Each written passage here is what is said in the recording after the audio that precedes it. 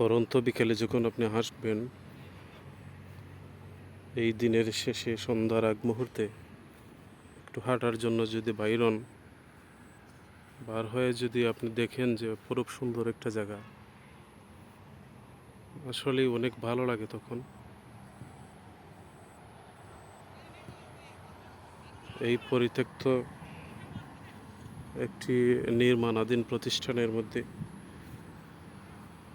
এই জায়গার মধ্যে মাটি ভরাট হয়েছিল বেশ কয়েকদিন হয়ে গেছে, 2-3 বছরের মতো হয়ে গেছে। এই জায়গায় মাটি ভরাটের ফলে বিভিন্ন জায়গা থেকে আসছে এই মাটিটা, তখন ওই মাটি থেকে গজিয়েছে ঘাসফুল বা বিভিন্ন প্রজাতির ঘাস। সেই ঘাসের মধ্যেই সৃষ্টি হয়েছে অপরূপ সৌন্দর্যের এক জায়গা, যেটা আসলে প্রকৃতির নিয়ম। কিন্তু আমাদের কাছে, আমরা যারা আছি এখানে দেখছি যারা, এই জায়গাটা অত্যন্ত চমৎকার হিসেবে করে আর কি। আমরা এই চমৎকার জায়গার মধ্যে আসছি। আমরা এখানে তো অনেক প্রায় সময়ই আসা হয়।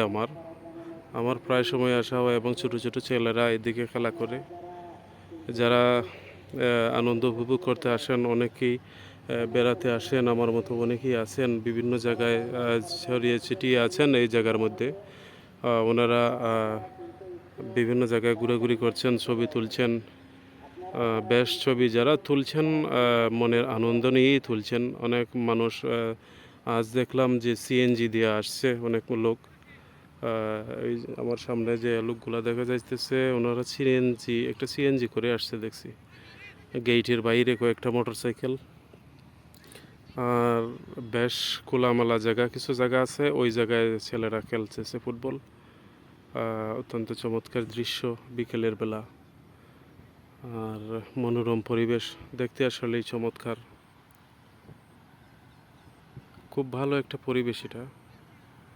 আপনি যদি সঙ্গী নিয়ে আসেন আরও ভালো, আর যদি একা একা আসেন, আমার মতো যারা একা একা আসেন এখানে, ওনাদেরও ভালো লাগে। আমার অবশ্য একা ঘুরতেই ভালো লাগে, ট্রাভেল করতে ভালোবাসি আমি।